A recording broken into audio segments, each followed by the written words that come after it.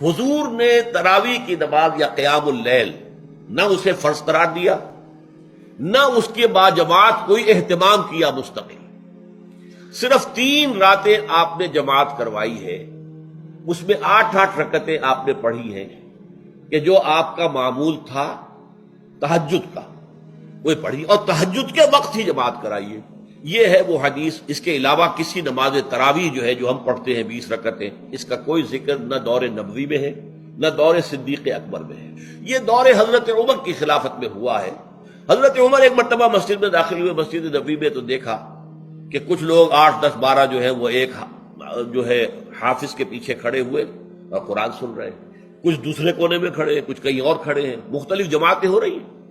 لہذا آپ نے یہ نظام تجویز فرمایا کہ عشاء کے متصلاً بعد 20 رکعت نماز پڑھی جائے اور ایک امام کے پیچھے پڑھی جائے.